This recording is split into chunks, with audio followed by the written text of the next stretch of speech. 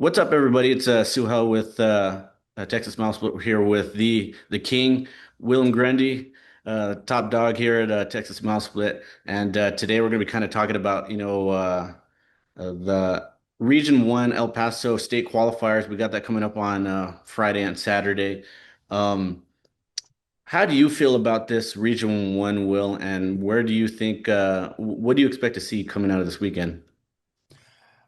Well, regionals at a couple regions specifically, I'm gonna say region one and region four is like a survival thing. You could be a top four team or top six team and not make it out. So specifically with region one, it's like an exhale, getting to know that some of the teams you can expect to challenge in Round Rock have made it. So that's the way I kind of am approaching this. And we're talking about specifically El Paso area, seeing how these teams and athletes do getting out of El Paso, coming down, breathing air that isn't elevation and where your lungs have to work so hard.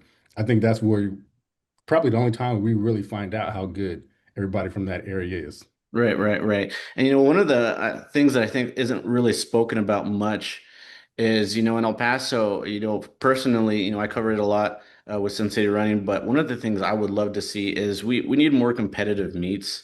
I know money is an issue, so we don't get a lot of these competitive competitions, where, you get in the Dallas and Houston areas where they're always stacked and it's always at lower elevation. So you get to see these te teams compete against one another, and they get that all season long. As we're El Paso, they really got to raise the funds to just get out of town to see some competition. So that's what I think is one of the Achilles heel of the El Paso metro area. And so it was great to kind of see them branch out and get that sense of, what the competitive field is going to be like, going into Round Rock this weekend. But we'll kickstart this off with the 4A.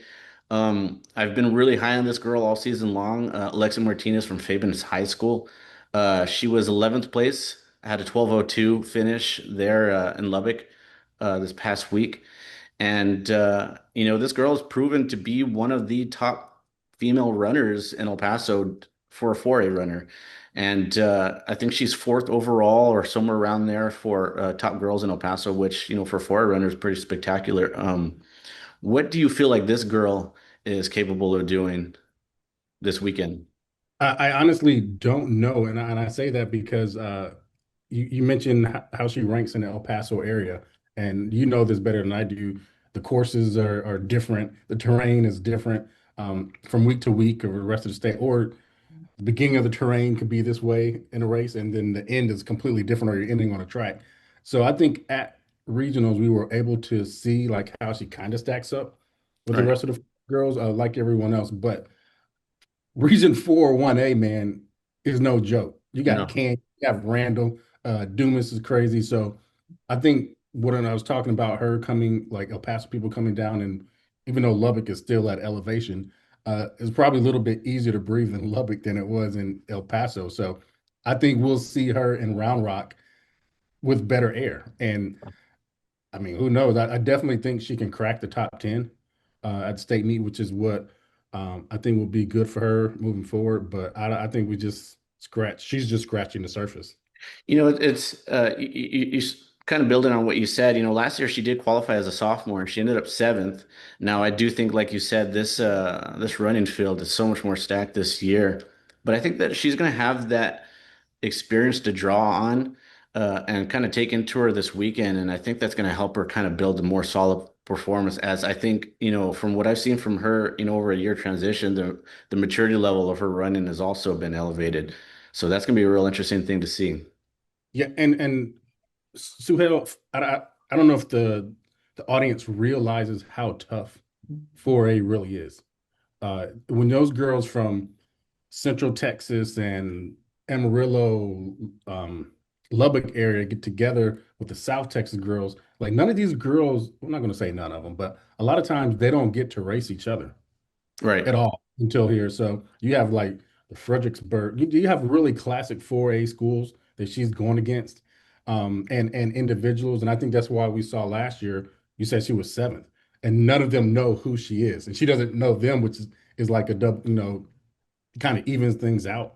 Right. But like I said, she's in a different atmosphere. Her lungs are probably like, whoa, this feels great. And I think she's going to put herself right there with the leaders. And I think at regionals is her first real sign of seeing like some of those top girls from Canyon and Randall, et cetera. Right, because earlier in the year she did run that Lubbock chorus, with the Lubbock ISD Invitational, and she was in the Was it 13s. second or something like that? Yeah, yeah. Yeah, she was in the 13s, and so I think last week was a true race that was indicative of what her capability is, and so I think for sure we should hopefully see a top 15 performance. Top 10 will be great for her, but it's gonna be real interesting. Like we said, we can keep repeating. It's a stacked field, so. Um, but moving on, we'll move on to 5A with some individual qualifiers for female. We got El Paso Hanks, Ashley McMillan, another girl that I've been really high on. This girl has had stout performances all season long. Um, I thought she had an incredible 2024 track season. I think that was the basis for her setting the tone for her senior year. And I think that's really showed, that aggressiveness in her racing style. Um, she did barely come in on the 10th on the list for individual qualifiers, but I don't think that matters. I think, if you qualify, you qualify. And she showed that she has the ability to stay poised and focused to control the way she wants to dictate her race despite the environment. Um, she had some real big performances early on in the season. She came second behind Emily Orr from Franklin at the Eastwood Stars and Stride, which was the biggest cross country meet of the season. And she also finished second in the Silver Star division at the Hope McNeil Invitational. So she does have good running experience, in terms of competition. And I think I don't know what the ceiling is for this girl, cranking out her last race of her senior year, but I do think that a top 20, top 25 performance is within her capability, and I think that's a pretty fair assessment. What do you think?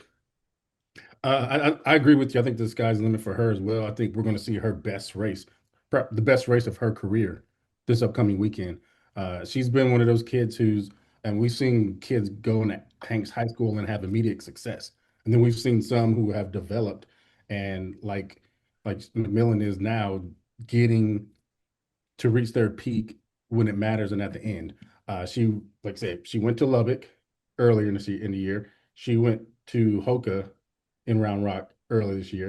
And I think she did that on purpose to get a taste of those races, those courses, and to prepare her for last week and this upcoming weekend. And you mentioned she's one of the top girls in El Paso at 5K. I think it's going to show this weekend when she's get with those girls. And again, being able to have some good air to breathe. I agree. I think I talked to her coach a little bit throughout the season, and she's the one thing that she repeats is just her dedication, not just to herself individually, but her team. And I think when you have a runner that makes that the sole focus of what they try to accomplish throughout their season, I think that's where we see some real big jumps and some real big time efforts. Um, Yeah, and yeah. Terrell, she won our athlete of the week poll a Right. couple weeks ago. And to get in that poll, for one, it's I don't want to say it's a popularity contest. I'll get into more what it is, but to get in that poll, you have to have a real good performance or have to have won your meet, uh, which shows her ability.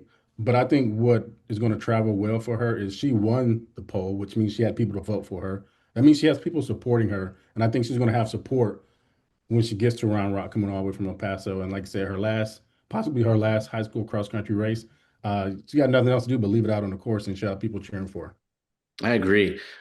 She's one of the female athletes that I'm more excited for this coming into this weekend. And with that being said, we'll move into some of the individual qualifiers for 6A girls. We got three of them. All of these girls are monsters coming out of El Paso. We'll start with El Paso East with Carly Carveo, um, young sophomore. You know, ran an 18:35, 14th place finish at regionals last week. And as anybody knows, we talk about 4A being stacked, we talk about 5A having a great field, but 6A is always the pinnacle of running almost every year in, year out. And to do that, I think as a sophomore is pretty insane. Um, we've seen some pretty crazy girls come out of uh, El Paso in the past 5 years. Um, but this girl she's part of what I've kind of dubbed the deadly trio out of Eastwood. You have Kylie Vega, you have Carly Caraveo, and you have Natalia. And these three girls they've shown me something that we haven't seen in an Eastwood team that we already know is a established program. Um, they almost train like men, like boys. And you see that in the way that they run and the way that they're just aggressive. Their confidence level, I think, is something that we haven't seen out of that program in a long time. And that's a big compliment because we've seen runners like Adeline, Lauren Walls come out of this program as, big time contenders. But this girl has been incredible for this team, and she's had five top five finishes in her regular season. But I think her best race came at a Desert Twilight Invitational where she PR'd with a time of 18:16, finishing 17th overall. And so I feel like this is just each thing is just another brick where she's just stacking them up, and she doesn't look like she's slowing down at all. What do you Yeah, think? and going back to and Eastwood's success may be before this, but just when I got to Texas and started paying attention, but Daniel Bernal, he was like one in a group, and then you saw how the Eastwood boys just slowly McLean just started stacking and stacking to building into what it is now. And we've seen a girl, I think Lauren kind of started Portillo setting the places, and then the last couple of years you had some more. And now this group is a group of youngsters. So Oh yeah. McLean is building and building till we're gonna have this Eastwood conglomerate girls team now to go with the boys. And Carly being a sophomore, to look at her, you said 1816 at Twilight, Desert Twilight, and 1835 last week. Hmm. Running her best when it counts. And that's dangerous for a young girl Oh yeah. to be pick and choose when she needs to just drop the hammer. And what's interesting too is, I talk about this actually quite a lot on some of my episodes, and I know you and I have talked about this a lot, but Eastwood, and there might be a little bit of biasism here with me being from the El Paso metro area, but the numbers don't lie. You look at the progression jumps from freshman to sophomore to junior to senior year. I think El Paso Eastwood probably has the best in the state, and I think a lot of these top programs who really look at the numbers would agree. And one of the perfect examples of that was, Danny Torres from last year. You look at his sophomore year, he's running in the 18s. And then fast forward to junior year, he's helping break a record there at NXR. Fast forward to senior year, he's All-American. And you have girls that have this similar racing tenacity, I think is extremely dangerous, which moves me to my next individual qualifier from El Paso East, which is Kylie Vega.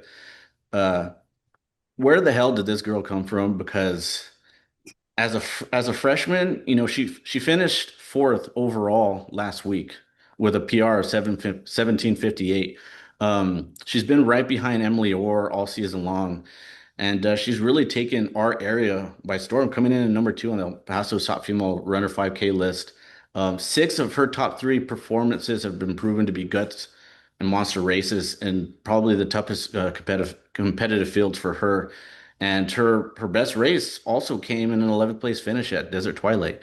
To have that level of motivation and lack of fear to go out in those environments, I like seeing that from freshmen because that's a really hard thing to acquire. Usually, you see that confidence kind of get acquired around junior level and then senior years where you see they really develop that. But she's kind of got that edge already as a freshman. Yeah, and I think Lauren Portillo ran with the boys. Adeline Rodriguez had Lauren going out when she was coming in, and these girls had Adeline last year. Adeline's at Oklahoma State, and they get to learn, they get to experience, they get the culture, and now it's their time to take over. And I think we see that with Carly and with Kylie, Carly and Kylie, with the program in their hands. And It's exciting to see what they're going to do when they get to Round Rock. And you talked about that aggressive nature. You talk about they run like boys or men. I think it's important because I mean, you've been doing this with us for a while. You ran at El Paso. When you get to hooking up with those Dallas girls don't play. They get out hard and fast, and they will leave you if you're not willing to at least stick close enough with them till the end. And I think if they're aggressive like that, we saw how it helped them last week, and it's going to bode even further results for them this weekend. You know, that's such an interesting point, and I think a very important point. You know, you mentioned these Dallas schools, their competition year long is stacked. So you're essentially having to run with the Lions right off the bat, and I think that she's proven that she doesn't care. This girl's going to go out there and she's going to ball, and that's what I really like about Kylie. And you know, moving on to our probably the number one runner in El Paso, hands down all season long, is El Paso Franklin's Emily Orr. Um, the senior vet. I mean, she's had performance after performance this year. Now, in terms of progression, I think I expected a little bit more out of her for sure. But what's impressed me the most about her is her consistency. She's one of the low-key nicest girls I've ever had the pleasure of covering. Um, and she's probably in my top three of toughest girls I've ever seen run out of El Paso. And that's what I think, you know, when I speak of consistency, it's her ability to just stay at the top. It's not easy to stay at the top, but to do it the way she's done, and I think makes her, in my mind, one of the top three girls that I've seen ever come out of El Paso. And that's saying a lot because we've had some studs come out of there. She finished sixth place last week with an 18:08, so she was right behind Kylie. I don't think that's anything to be worried about because, you know, come state, she's been there before multiple times. And so I think we're going to see her best race come next weekend. What do you think? Well, first, I agree with you on her being a nice young lady, very respectful, intelligent. But she don't look like that when she runs. I'm No. with you. She runs me. You look at her face, she's like she's mad at the course when she runs. And I think consistent is the key word that you mentioned. It may have been a little up or fluctuating just a bit, but when they're young, these girls have the ability to just listen and go run and maybe not have to worry about so much. But when you're a senior, there are different things that come in with that, with recruiting, trying to get visits, senior stuff. I don't want to say these girls are getting senioritis at the beginning of the year, but just a lot of things when you're senior. So her being able to sustain a certain level until regionals and state is really all that matters.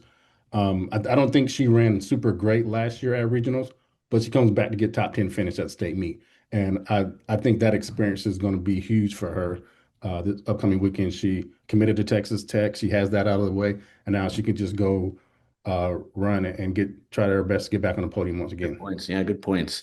Yeah, I'm she's been one of the most enjoyable athletes that I've been able to cover. Like you said, always respectful and but like you also said, she's got that dog in her when she's running, and you see it in an aggressive style. She's not afraid to command her own presence in whatever environment she's in. So I'm looking forward to that.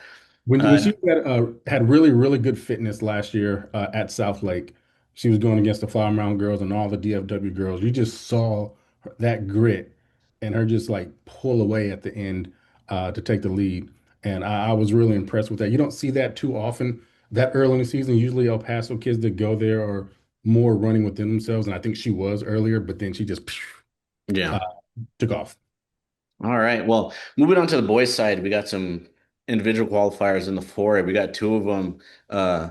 And it's so easy to be brushed under the rug as 4A, you know, especially with some of these kids that we've been discussing just moments ago. You know, those are heavy hitters. But these two guys, you know, they ran some solid times last week. We'll start out with Luis Beretta from El Paso, Austin, running a PR of a 16-18, 18th place finish in the 4A division. And he was coming in hot from a first place finish at district.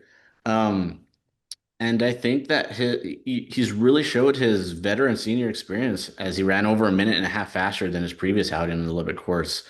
And I think he can really continue to do that and build on that this coming weekend. Yeah, and I think the weather, I wasn't there, but I heard weather in Lubbock was really nice. cooler temperatures, and that is not the easiest course. Course is not the hardest or the most difficult either. But coming from the El Paso area, you get something right in the middle or good footing. Those kids just fly, and I think that's maybe the combination of the weather and the footing kind of helped him. And Old Settlers course is kind of similar. Hmm. Uh, um, can't think of the name of the course, but um, May Simmons.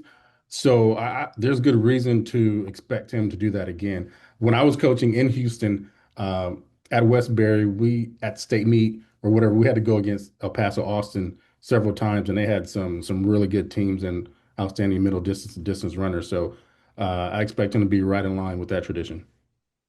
Yeah, you know, he's had some real good competition with some of the 4A schools too. The next individual qualifier that I want to talk about, his name is Armando Jalil from Clint High School.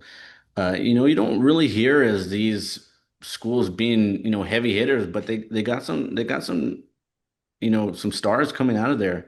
Um, Jalil finished 14th last week with a 16:09 time, which is real great for 4A. Um, you know, and that performance would have put him in the top eight in 5A. You know, so you know, I think when you make those comparisons, I think that's where you can really see the kind of like the pinnacle where these guys can be placed individually.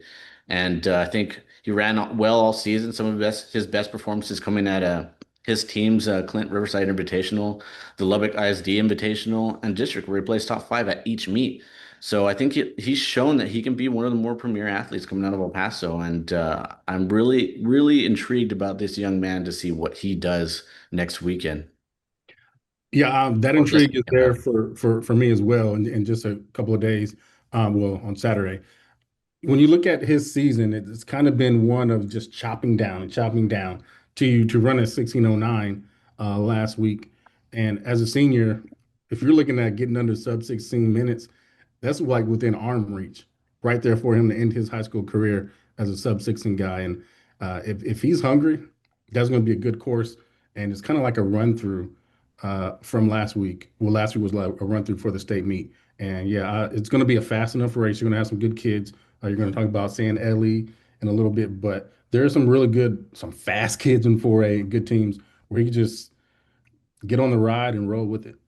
You know, and I think it's gonna play to be real advantageous for Armando Jalil and Luis Beretta. You know, they're gonna be there as individuals, but they have some familiarity. You know, they're gonna have a familiar face from El Paso to kind of maybe we're gonna see some unplanned team ups. You know, and Ellie's gonna be there too, so there is gonna have that advantage of them having some familiar faces to kind of help push them throughout the race. And speaking of San Ellie, they're gonna be our next talking point for the 4A boys.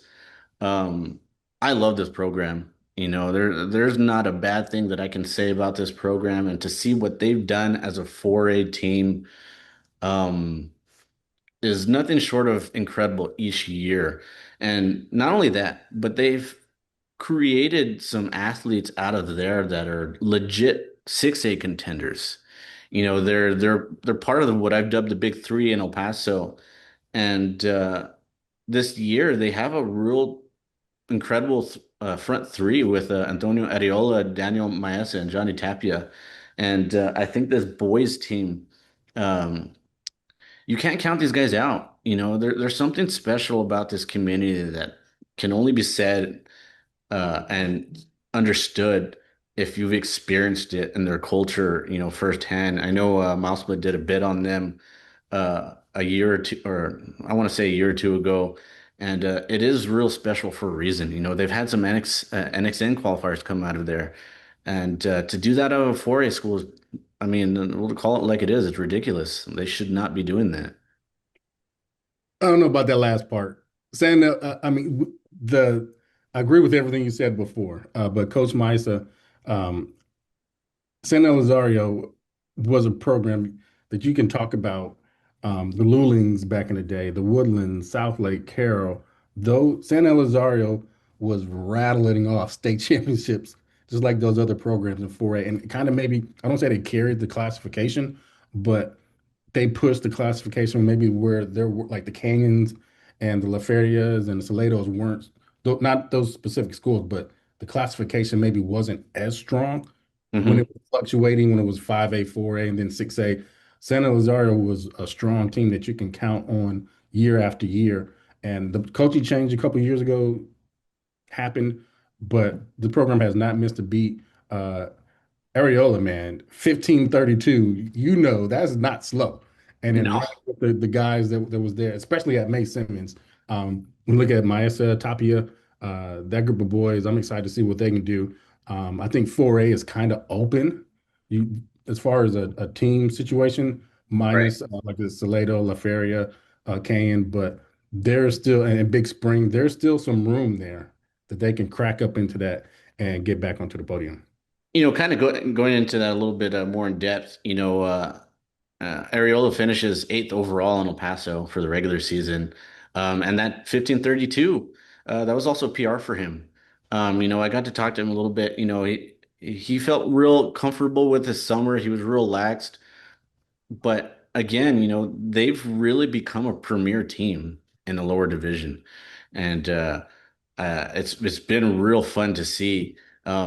Daniel Maesa is another one that's seen a lot of success this season. Yeah, he started the year at a 17:51 for his 5K, and he's only a sophomore, so he's really I think he's one that can really take up the reins for Antonio when he graduates. And he finished the season PRing with a 24th overall time of 16:36. So you look at these jumps, that's huge. That's huge. Um, and again, we have number four runner for their team, Johnny Tapia, who pulled out a number three performance for his team last week and helped, get that state berth. And he's had a bit of a dynamic season, but again, one of his big performances, like some of these other athletes we've talked about, has come out of Desert Twilight, where he finished 190th overall, but his time was 16:56. Coming out a minute faster than his starting point. I think that race was instrumental in, helping him get that confidence, uh, kind of getting that idea that, look, I can be one of the top dogs too for this team and help lead when it matters. And that showed last week when it mattered. He busted out a third place performance for his team overall. And so I got a lot of expectations for this team. I'm personally already proud of this boys team to see what they do. They're such a great group of guys, and I'm really looking forward to that. We'll fast forward some of these 5A individual qualifiers. Um, Mateo Diaz, another Hanks kid, 5A, 17th place finish, 16:51 for the time, and he's touted an impressive top uh, three top 15 performances in the regular season, and he's really solidified himself as one of the top boys for that team, and here he is a week later making it to state.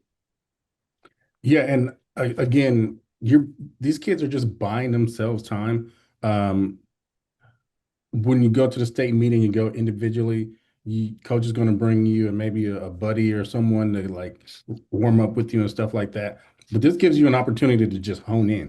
You don't have some of the shenanigans that you have with teammates or, oh, we got to run to the bathroom. This is your time, your schedule. You're doing this on your own. And you're in a box with some dudes you don't know from across the state.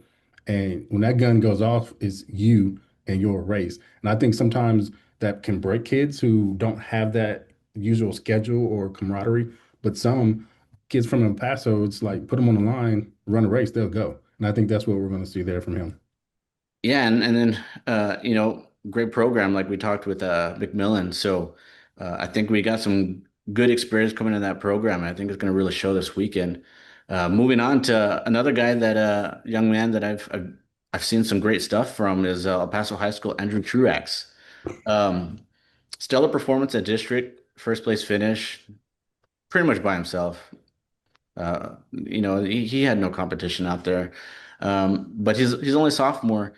And he finishes the regular season as top five overall boy for the El Paso metro area. So I think he's in a great position to finish well and perform well in a division that's not really familiar with his game. Yeah, and we saw the last couple of years with people not familiar with El Paso athletes in the 5A classification, specifically El Paso High. junior year, Miles, I think he was a sophomore when they were really running, but last junior year, Miles, Westbrook, and that group had a really good year. And then last year, Miles went just crazy with it. And I Hmm. think Andrew had an opportunity to see that. He's come, I guess, more inland, not like we're on an island in Texas, but he's come more to the inner part of the state. And I think maybe has even raced outside of Texas to really get um, see how competition really works and running some of these big races. And he's boated well. I mean, he ran well. I think it was at Nike South. And then last weekend, like I said, pretty much out there like a jog in the park. But I really look for him to challenge for the 5A state championship this weekend. Yeah, I got high hopes for that young man as well. He's Sophomore. definitely got the drive. Um, and so I definitely think I wish this boy was 6A because I think we'd see a lot more out of this guy being in a more competitive field. But speaking of 6A, we'll move on to some of these individual qualifiers and to get into some really fun talking points. These next two guys are both El Paso Coronado runners. Had a great race, last week. First, we'll talk about Rodrigo Pinales. 13th place finish, 15:39 time, and that's a PR for him. Right behind his teammate Humberto Serna, he's really solidified himself as the number two boy for that team, with five top 15 finishes on the season. And he had arguably his best race, obviously with the PR coming out next or last week to really move into a nasty 6A scene for the boys this coming weekend. Yeah, and they're both seniors, so they had like Andrew Truax had the opportunity, and we talked about El Paso Eastwood girls. They had a super duper star at their program when they were younger, so they got to see what the work ethic was like, what it took to run at this high level, to be a state kid. And I think it's taken over this year for those two. The advantage they have one another. They were what, just 2 or 3 seconds apart this Yeah. past weekend. So that's an advantage that they'll take there. Yeah, they don't have a whole team, but they have their training partner right there, and they'll have some other Pasoans there to be able to feel the rhythm of the race, that they're used to competing, and I think that'll help them. But yeah, watch out for these guys. Coronado always has at least one runner that can just smash it. This year they have two that will be in Round Rock, and I think they'll run. They'll do really well. All right. And, moving on to some our two team qualifiers. We'll start with one of the ones that I feel this season was, I don't want to say they were underrated. I feel like they could have been placed a little bit higher on the CCCAT rankings. I felt personally, I think they would have been, I would have been comfortable with them being around a 5, 6 spot. They had them at 7, but that's El Paso Franklin. We talked earlier in the season about this boys team and how they stack up to, the history of this program. And I think they stack up, if not equal, if in my opinion, I think they're even more impressive than that 2018 team, which was an insane boys team. That team saw district success, winning that in El Paso.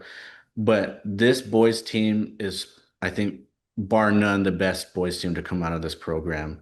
And they're led by Sebastian Mendez, Richard Mendoza, and Jacob Martinez.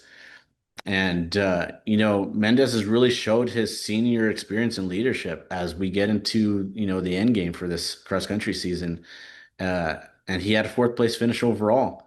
Um,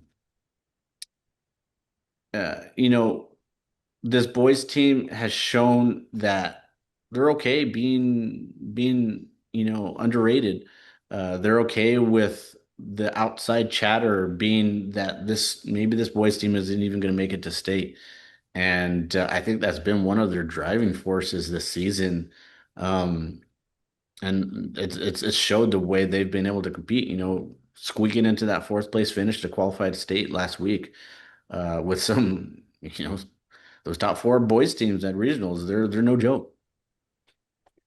No, what you say they squeaked in, and I guess they kind of did. Um, but Region One, we talked about at the beginning of this. Region One is one of the regions where you just have to take whatever comes. If you get a top four spot, throw it out the window and get ready for the state meet because anything can happen. Um, the region is just that loaded. Flower Mound can run. They beat Flower Mound. Northwest Nelson can run. They beat them. Coronado, I mean, they got two boys, but they have a whole team that is talented and prosper. So they got fourth, and I guess technically they squeaked in, but they're no slouches. I saw them at South Lake with my own eyes. Those dudes are hungry. I don't. I think Franklin is a well-to-do demographic area, but they run like some blue-collar dudes for real. And I mean, you Yeah. probably seen it as much as I do. And they ran a 15:36 team average at South Lake, which is impressive. But what was more impressive was their 30 sub 40-second gap. And that's what is always going to travel. And even though they didn't run that fast last week, their gap was still under 40 seconds, if I'm not mistaken. And big talking point too, you talk about their demographic area. They would be considered one of the more richer schools here in El Paso, but you look at overall scope for Texas, I think it's important to bring up that while they're the more well-off demographic in the metro El Paso metro area, uh, they still don't get to go out and compete against some of the best. They would really benefit from, being in Dallas. I think you would see so much more out of this team. And you talk about that 15:36 average, running at low altitude, that's where you can really see what these athletes are capable of moving down in elevation. And you know, it's almost kind of like this team is they have boys where they're like, okay, you know what? You might not have your best race today. I got your back. And we've seen a lot of the flip-flopping, and it's not in a negative connotation that you would associate with flip-flopping. It's just more of what I said, like, look, you might not have your best race today, but I got you. I'm going to go out and show out. And we've seen that with Mendez, Mendoza, and Martinez, some seniors with real experience that where I felt like they didn't have their best races early on in the season. They're coming on strong when the team needs it. And that's why, we talked about them squeaking in. And if you look at it on paper, yeah, squeaking out in fourth place, but I think they were definitely deserving of a higher ranking on those CCCAT rankings, I and agree with you. they're proving my point, which I've said all season long, and they're making me an honest man, so I appreciate that for one. But two, they're showing that look, we're top dogs too. We talk a lot about these Houston and Dallas areas, rightfully so, and they're keen on making their point and their presence made. You look at Mendoza. Mendoza's had an incredible season all year. He's been a solid top three runner for this team. And his consistency was on display last week. He finished right behind Mendez at 22nd place with a time of 15:58. Coming in at 31st place, right behind him was Jacob Martinez, another senior on the team who had a huge race. And they've really been a solid 4-5 for this team. But like Mendez, I think his senior experience was on full display, coming up big for his team, turning on a number three team performance. And that kind of plays into my point of like, look, you might not have your best race, but I got your back. I'm going to fill in that spot for you. Yeah, and the CCCAT rankings, uh, they're formulated from coaches who vote. And so only El Paso coaches know how good Franklin was, and the DFW coaches who saw that firsthand at South Lake. Everybody else don't really know. And then when you get away from, when you get back to El Paso, you can run an 18-minute team average based on whatever kind of course you guys run on. But Hmm. um, it don't matter. None of that matters. Teams that were ranked higher than them are going to be sitting at home, and Franklin is going to be, That's true. and Eastwood are going to be in Round Rock. And I mean, you mentioned Mendez's season, a senior, Martinez and Medina. They're providing not just big time running, but big time culture, um, awareness and teachings that's carrying over. The coach, this is his second year, and who would have thought that a second year coach is going to have a team running 15:36 on a 40-second average from El Paso, That's a beating great ranked point team. too, and that's something that I wanted to really highlight for this boys team was I had a lot of questions, when Coach Laspada retired last week. Like, what is this team gonna do?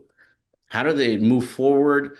is there a period where we see some bouncing back and forth from, okay, look, we got to get adjusted to this new environment, this new coaching strategy, different style, because Coach Ulmer is going to put his different flavor on it, on what he wants to do with his boys team. But holy hell, this guy's doing it better than it's ever been done before, and I think that deserves a lot of credit for this first season coach to and in terms of being a head coach, to see what he's capable of doing with this program, and it's produced the best boys team that this this program has ever seen. And so I give Coach Romer a lot of credit for the direction that he's been able to really pull this boys team into. Yeah, and I mean, we both love Coach Laspada, and even though I'm not going to hold it too much over Coach Omer's head for making those kids go to Torchies when they went to Dallas, you guys were rocking and rolling, and the girls. I mean, those boys and girls teams at Franklin were going to the state to get to the state meet together year after year almost. That was crazy, and then for them to be right back on that this year, running better, like you said, than a Franklin team has ever run, probably. Kudos to them and the kids. And I looked at it, they ran 38 seconds as a gap at South Lake. This past weekend, they ran 20 seconds. That's crazy. Even though they're not It's running amazing. fast, that gap is what's gonna, even though they may not be talked about going around Rock, even though when I do my preview, I will mention this, that gap is what can have you. And even though Keller ran really well, they beat Keller, if I'm not mistaken, when they came to South Lake and ran that race. So they're gonna breathe even better when they go to Round Rock. And them being able to run that tight consistently, you've seen this with Eastwood, covering Eastwood very well as you have.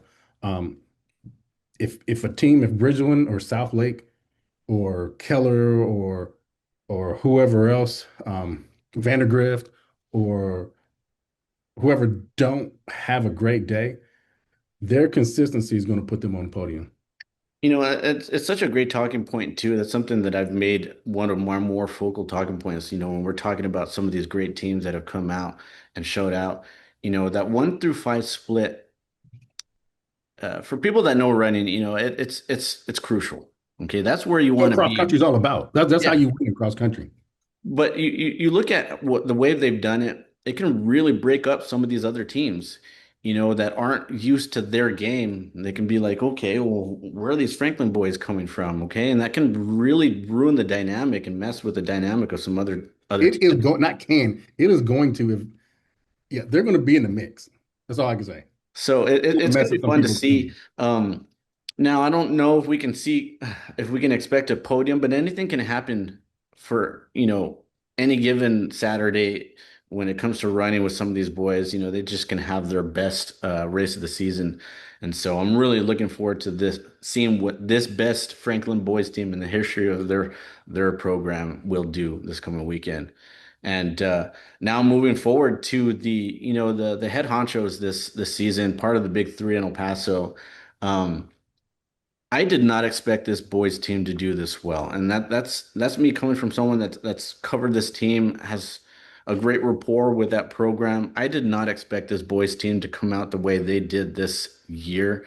I expected them for sure to be, again, competitive between them and Franklin. And, when we talk about the best Franklin boys team to come out of this program, bar none, you have this Eastwood boys team who crushed them all season long. And I don't like using that lightly, but that's what they did. They really had no competition in El Paso in the area. And I think that makes it difficult for a team like this to really showcase their abilities. I thought they had a decent outing at South Lake. I don't think they had a good outing last week. I We're talking about Franklin or Eastwood. Eastwood, Okay. Eastwood. I was not impressed with their performance last week. I think they got a lot more in them, and they still cranked out a third place finish. The story every year with them is who's going to fill in that spot? When we had Daniel leave, it was like, okay, well, what are we going to do with that? And then we had Danny. Okay, well, what are we going to do when Danny leaves? Well, now we got this junior, Noah Lowry, who's really become, I think, what's impressed me the most about this young man has is his leadership on this team has been real resolute in the way that he's able to dictate, you know, and bring all these dictate his performances and help bring all of his boys together behind him. And uh, you know, this 6A team really should be a 5A team. You know, they're really at the cusp of being 5A, but they're not ones to shy away from competition. I know McLean, and he's got that aggressive coaching style where he wants to compete against the best, and I think that's what's really propelled this program into being one of the more premier ones coming out of Texas. But this boys team, they shouldn't be doing what they're doing. They're doing it, and the way they're doing it is nothing short of impressive. Yeah, well, I concur with everything you just said about McLean and how he teaches and preaches and trains, and he's training more than just bodies. He's one of the coaches in the state of Texas that is training the mind. And I think I saw this from Noah last year in the way he was running. Um, he was the clear number two on the team, of course. But I saw his ability, and I think what you're talking about him being the leader. Coach McLean was training his mind more so than his body last year for this. And I think they have two seniors on that lineup. Hmm. Um, we don't see a whole lot of top dogs on Eastwood's team coming back for a sec. I think we saw it a couple years ago, but a group of guys being able to come back for next year is going to be scary in this group. But Noah Lowry has to be, and my just from what I've seen, he's got to be that low stick top 10 runner for Eastwood to do what I think they can do. I think they can get on the podium. I think both them and Franklin get on the podium, and I'll explain that to you in a minute later. But yeah, this team, when all of them are on and they're running that typical Eastwood style, um, yeah, this group is just it looks like a mirror image of those other top dog Eastwood teams. Yeah, and you know, I think we will see a much more focused team come this weekend. You know, last week Lowry finished fourth with a time of 15:23, and you know, we had some that top five was pretty gnarly. Um, but another good performance that came out of last week was newly acquired Noah Garcia, sophomore from, you know, he's a transfer from Eastlake. You know, this is a young man who was running high 16s, low 17s his freshman year. And, you know, this just goes to prove the pedigree of this incredible program to come out and say, okay, well, you know what? I can be a number two boy on this team. First year out of the gate. Um, and he's not the only sophomore. We have Jacob Lada, Hmm. who had a great performance. Um, you know, that's really given this boys team some depth that we don't that I know that they, you know, you look at their teams and they're very talented, yes, but they don't have a lot of depth like these South Lake Carrolls and these Flower Mounds and, you know, these big 6A schools. You know, Eastwood's they shouldn't be a 6A team. They naturally are a 5A school. And so, you know, they really have to lean on that front five. And but what I've seen out of this boys team, you know, three runners in the top 25. Um, I think they need to get back to their pack running, like we've talked a lot about today, to see some success next week. But I think it's definitely well within their capability. This is some of the things that I've talked to, you know, with some of these young male athletes this season. Um, they don't run with a lot of pressure. And I think that's why they had so much success this season. And I think that's where they kind of deviated from that last week, where I think they ran with a little bit more pressure than what they normally do. I think they're going to go in this weekend, and I think we're going to see a top three finish out of this team. Well, if they can do that, like run without pressure, of course there is pressure at regionals because if you don't do it, then your season's over with. And Yeah. then you have those Dallas teams coming over, and then you have Franklin. So I can understand where the pressure was coming from. Um, I didn't know that Garcia was a move in, but up until this past weekend, you still had DeSantos who had run 15:30 something or under that. Elias Elkasur, Lara, and even Jaden Melkor, all of those guys are under 16 minutes. And then when you add the 15 37 from Garcia, that is what making that team dangerous and a mirror image to the other El Paso teams because you now have six guys who have run under 16 minutes this season. Hmm. Even though the course is kind of similar, in my opinion, to May Simmons at Old Settlers, it's not exactly the hills aren't that big. No. The footing, I think, is kind of similar, but like I said, you're going to be able to breathe better air, and it's going to be cool this weekend. At least it was cool today, and I think that's going to help them, and maybe that pressure or them not running with pressure is going to help lead them to those sub 16-minute performances, which they're going to have to need. They're going to need that to get onto the podium. Right. And you brought up Joe DeSantos. He was actually one of my more favorite talking points coming out of the season. Um, I remember seeing this kid as a freshman, just this uh I have a good rapport with him, so he won't get mad at me when I say this, but he was a dorky looking kid his freshman year, just this tall, unorthodox Dorky cross country kid? No, no way. right. But he's just this tall, lanky runner that was, by most standards, nothing crazy to look at. And you look at what he's doing his senior year, I think also just goes to the pedigree of this program. And what I like about Job was he has shown up when it's mattered the most, and I know that he understands that as one of the leaders on the team, being a senior this year, and I think that's really going to be something that we see from him this coming weekend. And so I foresee him, being the glue to hold this team together on Saturday, and it's gonna be a fun one to watch. I'm expecting a lot of fireworks, not just from them, but the whole 6A field and all the way down. So we got a lot to digest. Now we're gonna have a lot more to digest come Saturday's end. Yeah, and I want to ask you a question. So uh, today, one of our other guys who writes, Alex Chambliss, put out an article. Let me see what the real name. It's called 618 Podium Contenders by the Numbers. And it's got Southlake, Bridgeland, and what was the other team in there? Keller, who was third this past weekend at Region 1, or last weekend at Region 1.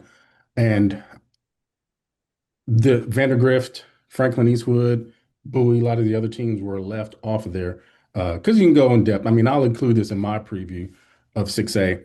But with that, do you think Eastwood and Franklin can get on the podium? I do. I think for Franklin, it's going to be more of they need the. I don't want it to sound like some astronomical shot because I don't think it is that way. But the stars do need to align for that boys team. I've seen, them come out in some of these bigger races, and I think that they get a little bit too hungry and they get too anxious early on in the race and they go out a little bit too hard. I've seen that in a few of the races this season. I think if they go out there and they run a calculated first mile as a team to establish their presence, really move forward going into that second mile, and then just going all out in that third mile, every man for themselves, despite, hopefully they're there as a pack. I think that's what they need to do to see a podium finish this Saturday. For Eastwood, I mean that's kind of the story almost every season for these boys to be underestimated. And I know talking to McLean personally, he loves that. He doesn't want to be the guy that's ranked top three in the state of Texas or, a nationally ranked team. I know that certainly helps. It's a great talking point for your team, but he wants to be the guy that nobody cares about in terms of a program because that is their driving force. That's where we've seen them excel the most is when they're underestimated. And, perfect example, you know, you look 2 seasons ago where Danny Torres wasn't even on the radar, on anybody's radar, and he cranks out a top four record-setting finish at NXR, and a course that's not known to be a fast course. And fast forward is All-American, so they love that. They love being underestimated, and I think that plays to their hand specifically. As far as podium finish, I think getting a silver is what I think would be a fair assessment for that boys team in terms of what they can accomplish. And I think that's showing a lot of respect to South Lake. That's a tough boys team to beat. That's a tough boys team to beat. I definitely think a silver or a bronze is well within their capability. But much like Franklin, they have to go out and get back to what I describe as the Eastwood basics, running out as a pack, with Lowry leading the charge. We need to see some big time races from Job. Like I said, I think he can be the glue to kind of pull these guys together. And I think we're going to see one of the boys that I think we're going to see a big time race out of is Jacob Lotta. And I think that these young guys are hungry, and I think they're going to go out there and prove that, look, you don't want to put us on your list? Fine, we're going to put ourselves on that list. And I think that's what this program has done, for the past 5 years. I'll say this, and I'll try to say it as quickly as possible. Um, I think Carroll is the best team in the state again. If they run their race, if they run their best, it's tough to beat them. I do think Bridgeland is close to it Hmm. this year, and I can see those two going 1-2 if they run their best race. I can see Bridgeland possibly. There's a way for Bridgeland to beat Carroll. Hmm. There is one. I think Carroll's 4 and 5 has to be if they're Yeah, consistent, if just they running break up that well, 3 through 5 group, I think Bridgeland will take it. right. But I think Carroll has what it takes to win. I do think Bridgeland has what it takes to challenge them and still get second. I do see where Eastwood, in my opinion, Eastwood has to have Lowry go be a top 5 guy. I think Garcia, Lara, Hurd, Alcocer, if I'm saying that right, DeSantos, Melcor, they have to be together. They have to be together. They cannot be 50 seconds to a minute apart. If Right. they run fast and run up there, they can podium. I think they can finish second. And if those first two teams don't run well, I can see them winning. I can see Franklin doing the exact same thing. I see Franklin winning if they run like I saw them do at South Lake, or if they run tight like they did at regionals, but they have to be fast. I think you saying going out too hard, if they're doing it in El Paso, that's one thing. But Dallas teams are going to take it out. I don't want to leave Vandergrift out of this. With their run well, they could be in the mix too.